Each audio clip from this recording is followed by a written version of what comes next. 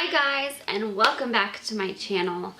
I have another foster care video for you today, and I want to make a disclaimer because I want to give tips for how to prepare for the home study in this process. And I think this would apply to just adoption or foster to adopt or just foster care. You need home studies in all three of those situations, and I feel like it's kind of universal for how to prepare for it with what I have learned. But I want to give the disclaimer that we have not actually had our home study yet. So I am not approaching these tips with a, yeah, we did our home study and this is what I would recommend, or this is what you should look for, this is what you should pay attention to. I more want to focus on preparing for it. We're in the process of preparing for it.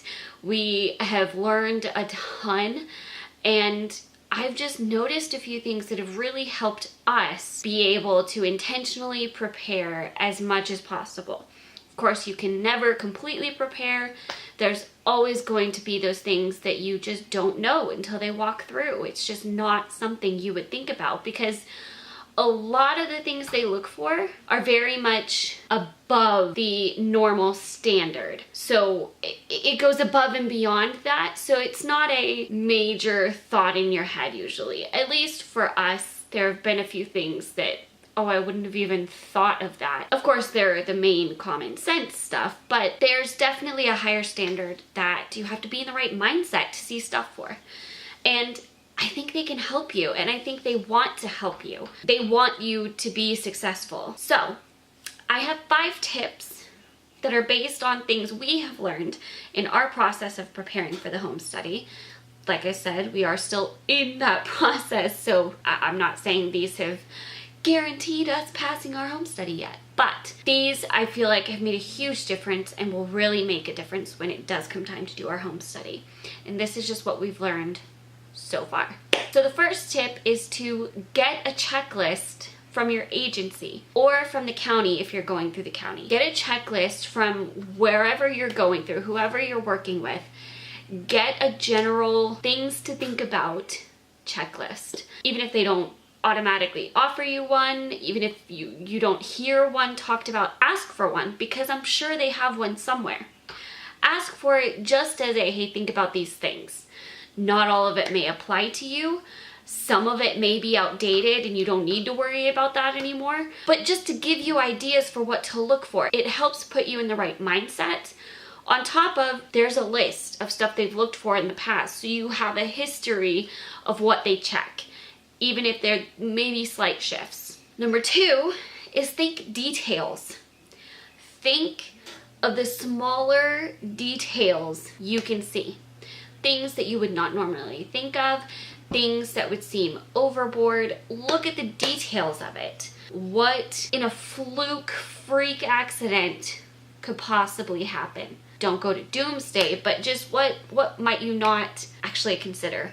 Or what minuscule little things might they pay attention to? Like little things on the floor, little things like moving things up higher, little things that you just might not automatically see. So pay attention to details when you're walking through your house looking for things to make sure are correct. My third tip is to ask for a pre-walkthrough. So if you've been following my videos for a couple weeks, you know that we had one like 3 weeks ago. We had a pre-initial walkthrough. It wasn't our home study. It didn't completely start the process of the home study really, but it was an initial walkthrough, and she was able to answer our questions. She was able to say, hey, think about this, hey, think about that, or yeah, now that I see your house, I see the space you're working with, what you're referring to when you talk about it, this is what I would suggest. Or let me go research those things for you and I will get answers for you, because they may have to go ask somebody else to make sure they're thinking right, or if it's just not something that comes up a lot, they may need to check.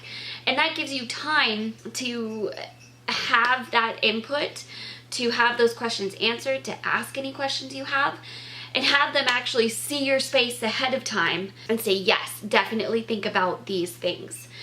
And that's super helpful. We got so many of our questions answered when we had our initial walkthrough.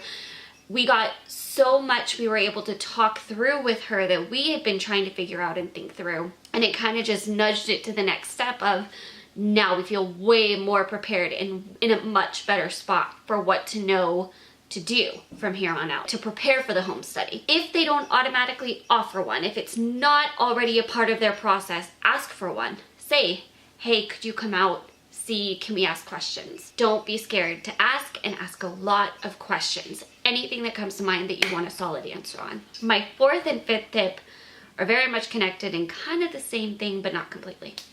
My fourth tip is to relax. Relax and enjoy it. It will be over, you will be done, and you will feel proud when it's done and over. And so just enjoy the process. Don't make it any more stressful or pressurized than it needs to be. Let yourself breathe, acknowledge it's a lot of work, but don't overwhelm yourself with it. If something comes up, if they mention something, it's not the end of the world. It takes longer, or they have to come back out because you have to correct things. It's okay. It's a process. And my fifth one goes directly into that, which is remember that they want you to succeed. They want you to be able to adopt that child that needs a home. They want you to be able to foster those children that need a home. They want you as a resource family to be able to care for those children that they need a home for. So they want you to be successful. And when you think about it like that, you don't think of it so much as us and them. You're much more able to see it as you're a team. And that's very much how our agency has approached it. Like, it's not an us and them, it's a we're a team. It's a we're working together to accomplish these goals within the process, to get us approved, and to find good placements for us.